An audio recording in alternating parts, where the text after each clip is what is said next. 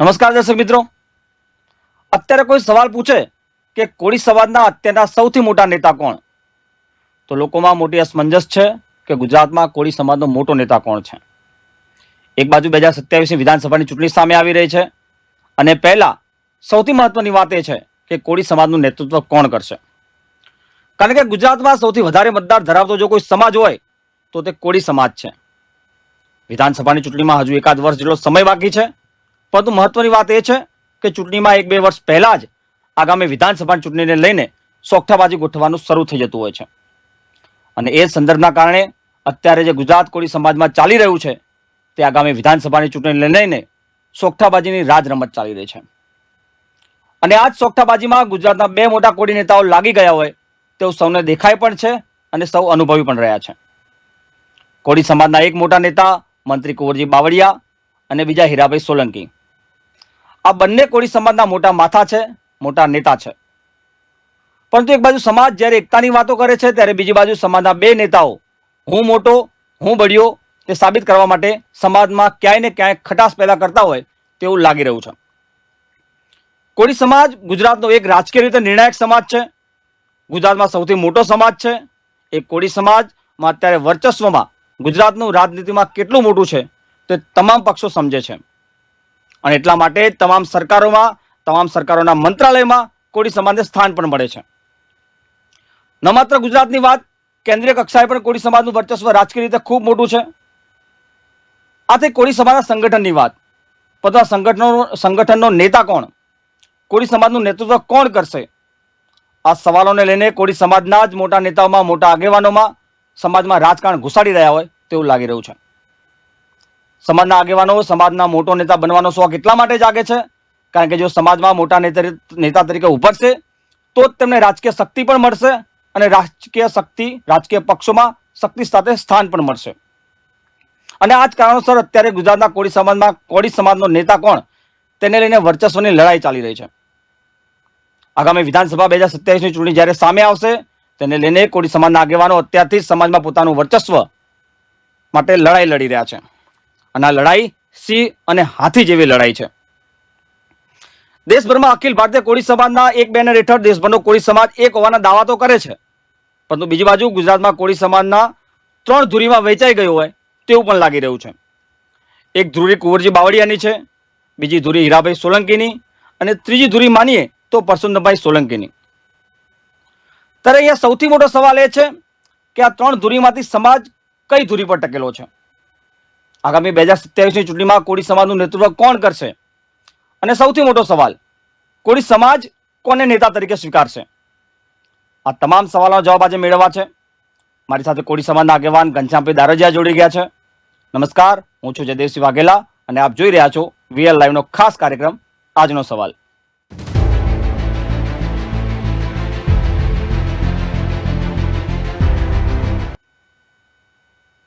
ઘનશ્યામભાઈ, આપનું હાર્દિક સ્વાગત છે વીએલ લાઈવમાં. નમસ્કાર. જય માતાજી. જય માતાજી. ઘનશ્યામભાઈ, કોળી સમાજનો મોટો નેતા કોણ? અત્યારે બધામાં અસમંજસ છે કે કોળી સમાજનું નેતૃત્વ કોણ કરશે. અને આ અસમંજસ સમાજના 2 કોળી નેતા, કદ્દાવર જે નેતા ગણાય છે, કુંવરજી બાવળિયા અને હીરાભાઈ સોલંકી, આ બંને વચ્ચે વર્ચસ્વની લડાઈ ચાલે છે કે હું સમાજનો મોટો નેતા છું, હું સમાજનો બળિયો નેતા છું. શું જરૂર પડી દિલ્હીમાં જે બંને મહાસંમેલન યોજવા પડ્યા, આ બંને નેતાઓને શક્તિ પ્રદર્શન કરવાની કેમ જરૂર પડી જ્યારે સમાજ એક હોવાનો દાવો કરે છે ત્યારે?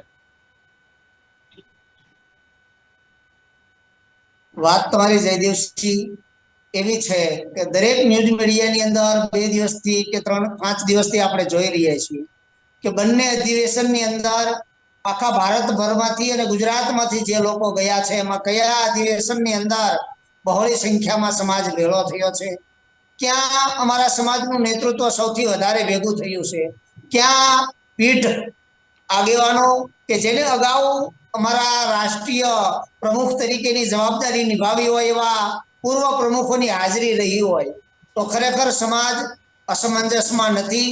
પણ ક્યાંક ને ક્યાંક એક જૂથને જે ગેરસમજ છે એ જ્યારે સમજમાં આવશે ત્યારે આપોઆપ એ દૂર થઈ જશે અને સમાજ જે 2 ભાગમાં વહેંચવાના પ્રયત્ન થઈ રહ્યા છે એ 2 ભાગમાં નહીં વહેંચાય. 2027ની ચૂંટણીઓ પહેલા અમારા સમાજની અંદર સુલહ અને સમાધાન થઈ જશે અને બંને નેતાઓ અને અમારા કોળી સમાજના જે કઈ આગેવાનો છે એ સમાજને સાચી દિશા આપશે. કંજાભાઈ, દિલ્હીમાં જે સંમેલન મળ્યું એમાં કુંવરજી બાવળિયાનું જે સંમેલન હતું એમાં નીમુબેન બાભણિયા જોવા મળ્યા. જ્યારે હીરાભાઈનું જે સંમેલન હતું એમાં દિલ્હીના મુખ્યમંત્રી પૂર્વ રાષ્ટ્રપતિ રામનાથ કોવિંદજી જોવા મળ્યા. આ બંને સંમેલન આમ જોવા જઈએ તો રાજકીય રીતે તો બહુ મોટા હતા. સમાજના જે સામાન્ય નાગરિકો છે, સામાન્ય લોકો છે, એ તો બંને સંમેલનમાં જોવા મળ્યા. પણ કોનું સંમેલન વધારે સફળ થયું એની ચર્ચા કરીએ તો સોશિયલ મીડિયામાં એવી ચર્ચા છે, લોકો એવી ચર્ચા કરી રહ્યા છે કે હીરાભાઈ સોલંકી વાળું જે સંમેલન હતું એ વધારે શક્તિશાળી દેખાયું. આપની પ્રતિક્રિયા શું બંને સંમેલનો લઈને?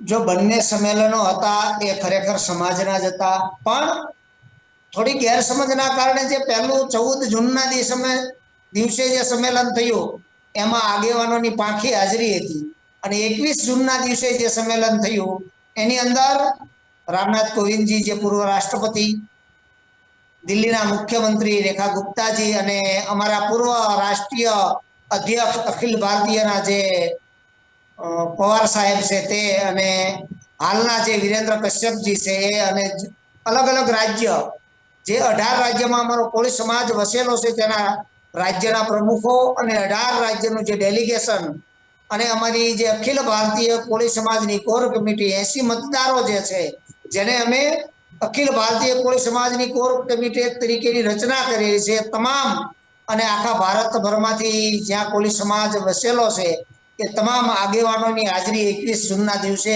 વધારે રહી. એટલે 21 જૂનની જે અધિવેશન હતું એ અધિવેશન ખરેખર સંવૈધાનિક હતું.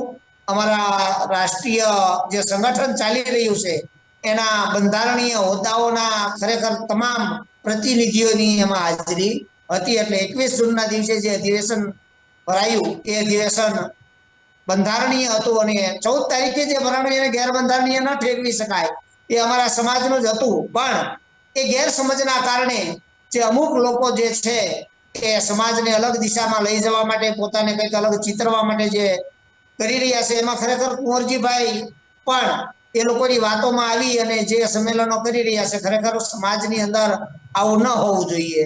આવનારો સમય એનું સુલહ સમાધાન થઈ અને સમાજને એક જૂથની અંદર રાખી આગામી દિવસોમાં આખા ભારતભરની અંદર અને ગુજરાતની અંદર સમાજના આવનારી પેઢી એટલે કે યુવાનોને સાચી દિશા અને સાચી રાહ મળે એ બાબતની ચર્ચા વિચારણા કરવાના પ્રયાસો આજની યુવા ટીમ દ્વારા થઈ રહ્યા છે.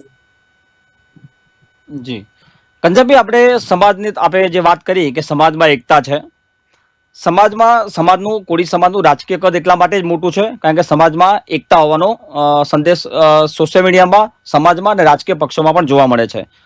તમે આ સમાજનું સંમેલન, સમાજનું સંગઠન એટલા માટે દેખાય છે કારણ કે જો બગદાણાના વિવાદની વાત કરીએ કે પછી કોળી ઠાકોર સમાજના જે યુવાનો પર જે કેસ થયા હતા એ પરત ખેંચવાની વાત કરીએ, આ તમામ મુદ્દાઓ પર જ્યારે કોળી સમાજ એક દેખાય છે ત્યારે રાજકીય પક્ષો પણ સમજે છે કે સમાજ એક છે એટલા માટે તેનું રાજકીય કદ અને રાજકીય વર્ચસ્વ જળવાઈ રહે. તમામ લોકો સમજે છે, મીડિયા સમજે છે, કોળી સમાજના આગેવાનો સમજે છે, કોળી સમાજના લોકો સમજે છે, પરંતુ બે નેતાઓ કેમ નથી સમજી રહ્યા કે બંને અલગ અલગ સંમેલન કરવાથી પોતાનું જ રાજકીય કદ ઘટી જશે અથવા સમાજનું જે રાજકીય વર્ચસ્વ છે ગુજરાત અને દેશભરમાં એ બંનેનું કદ ઘટી શકવાની શક્યતાઓ છે? બંને નેતાઓ કેમ નથી સમજી રહ્યા? જો આવનારો સમય છે ને એ જયદેવસિંહ યુવાઓનો સમય છે. ભલે કોઈ પણ નેતા હોય, હીરાભાઈ સોલંકી હોય, કુંવરજીભાઈ બાવળિયા સાહેબ હોય, એ અમારા સમાજ માટે સન્માનીય છે.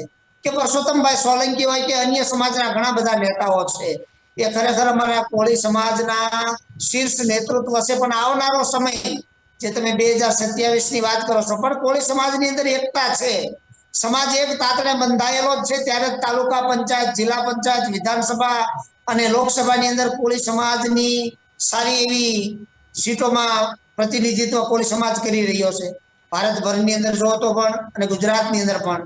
એટલે કોળી સમાજમાં એકતા તો છે જ, પણ ક્યાંક ગેરસમજના કારણે જે અમુક 1-2 નેતાઓ કે 4-5 નેતાઓના કારણે સમાજની એકતામાં ક્યારેય ઊની આંચ આવવાની નથી. આવનારો સમય જે સમાજ માટે કામ કરશે, જે સમાજનો થઈને રહેશે એ જ સમાજનો નેતા છે. અધિવેશનો કે સંમેલનો બોલાવવાથી નેતા બની જવાતું નથી. સમાજને અડધી રાત્રે જ્યારે જરૂર પડે ત્યારે સમાજની પડખે જે ઊભો રહેશે એ જ સમાજનો સાચો નેતા હશે એવું આજની યુવા પેઢીને બધી જ ખબર પડે છે અને સમાજને પણ ખબર પડે છે કે આવનારા સમયમાં સમાજની અડધી રાતનો હોકારો જે બનશે એ સમાજનો સાચો નેતા હશે. બાકી સભાઓ કરવાથી કે સંમેલનો કરવાથી કે અધિવેશન કરવાથી નેતા નથી બની જવાતું. ઘનશ્યામભાઈ, મારો કહેવાનો મતલબ એ જ છે, મારો સવાલ પૂછવાનો પાછળનો તાત્પર્ય એ છે કે જસદણ વિસિયાવાળો જે એરિયા છે તેમાં કુંવરજીનું વર્ચસ્વ સંપૂર્ણ છે, હીરાભાઈ સોલંકીનું તેમના વિસ્તારોમાં સારું વર્ચસ્વ છે. બંને નેતાઓ એક સાથે મળીને કેમ સમાજને સંતુલન કરવાનું કામ નથી કરી રહ્યા? એક કુંવરજી બાવળિયા અલગ સંમેલન કેમ બોલાવે, હીરાભાઈ સોલંકી અલગ સંમેલન કેમ બોલાવે? એ ગેરસમજ હતી. બંને એક જ છે. ઘણી વખત આપે પણ જોયું છે, બધા મીડિયાએ પણ જોયું છે કે અમુક એક સામાજિક પ્રોગ્રામ હોય તો બંને સાથે હોય છે. હમણાં જે બગદાણા વાળી મેટર હતી તો બગદાણા વાળી મેટરમાં બંને એ સમર્થનમાં હતા જ. કુંવરજીભાઈ બાવળિયા પણ હતા અને હીરાભાઈ સોલંકી પણ હતા. એટલે બંને સમાજની સાથે જ છે. પણ કે સંગઠનની અંદર બીજા જે લોકો છે સંગઠનમાં વહેંચાયેલા એમની કંઈક મહત્વાકાંક્ષાઓ હશે એટલે બંને નેતાઓને ગેરમાર્ગે દોરી રહ્યા છે. એટલે બંને નેતાઓને ખરેખર આવનારા સમયમાં સમાજના યુવાનો અને શીર્ષ નેતૃત્વ અમારા સમાજનું જે છે એ સમજાવી અને એક સંગઠન રહી અને આગામી દિવસોમાં કામ કરે એવી સૌ આશા રાખીએ છીએ. પરંતુ ઘનશ્યામભાઈ, દેખાઈ જ રહ્યું છે, તમામ લોકો સમજી રહ્યા છે, સમાજ બી સમજી રહ્યો છે, અન્ય સમાજ બી સમજી રહ્યો છે, મીડિયા બી સમજી રહ્યું છે કે 2027ની ચૂંટણી પહેલા આ બંને નેતાઓ પોતપોતાની જે સિંહ હાથીની લડાઈની મેં અગાઉ વાત કરી એ પ્રમાણે બંને નેતાઓ પોતાના સમાજમાં કોણ મોટો નેતા છે, કોણ બળિયો નેતા છે, એ જ સાબિત કરવાનો પ્રયાસ કરી રહ્યા છે. એના કારણે તો બંને અલગ અલગ સંમેલન બોલાવવામાં આવ્યા. તમારી પ્રતિક્રિયા શું એક સમાજના આગેવાન તરીકે કે કોણ સાચો નેતા છે? મેં હમણાં જ કીધું તમને કે સમાજનો સાચો આગેવાન ક્યારે બની શકે કે જ્યારે સમાજના સુખ અને દુઃખની અંદર આખા વિસ્તારની અંદર, આખા ગુજરાતની અંદર કે આખા ભારતની અંદર જેને જેનું નેતૃત્વ કરવું છે દરેક સમાજના એક એક વ્યક્તિ સુધી પહોંચી શકે, સમાજને ન્યાય અપાવે, એ સમાજનો સાચો નેતા. સંમેલનની અંદર પબ્લિક ભેળી કરવાથી નેતા બની જવાતું નથી. જી ઘનશ્યામભાઈ, એક અંતિમ સવાલ કરીશ. કુંવરજી બાવળિયાએ સંમેલન બાદ જે કોળી સમાજનું સંમેલન, અખિલ ભારતીય કોળી સમાજનું દિલ્હીમાં જે સંમેલન છેલ્લું મળ્યું, બંને સંમેલન પૂરા થયા બાદ કુંવરજી બાવળિયાને પ્રશ્ન પૂછવામાં આવ્યો મીડિયા દ્વારા. તેમણે કીધું હું રાજકારણ હવે આગામી ચૂંટણી નહીં લડું સમાજની, પણ જો બિનહરીફ ચૂંટણી થાય અને મને પ્રમુખ તરીકે ફરતી ચૂંટવામાં આવે તો હું ફરતી પ્રમુખ બનવા તૈયાર છું. આપની પ્રતિક્રિયા શું આ મુદ્દે? એમાં કુંવરજીભાઈ બાવળિયા સાહેબનું જે અધિવેશન એમને જે બોલાવેલું હતું એમાં ખરેખર અમારું અખિલ ભારતીય કોળી સમાજનું જે કોર કમિટી છે ને એમાં કોઈ મતદારો છે જ નહીં. 80 મતદારો જે છે એ જે 21 જૂનના દિવસે અધિવેશન ભરાણું એમાં મતદારો છે.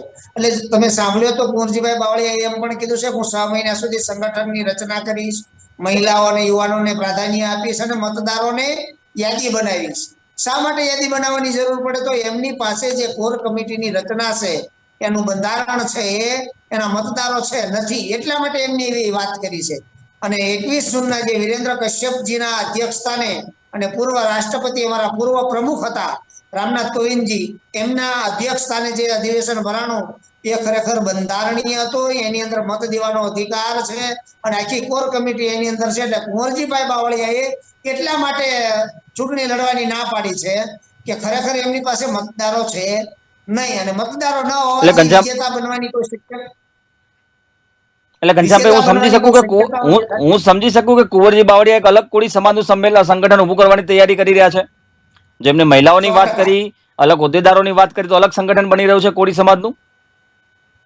અલગ સંગઠન નહીં, એમને એવું છે કે અલગ સંગઠન નહીં, પણ હું મારી રીતે સંગઠન ઊભું કરું તો પેલા સંગઠન વાળા લોકો મને સમર્થન કરે.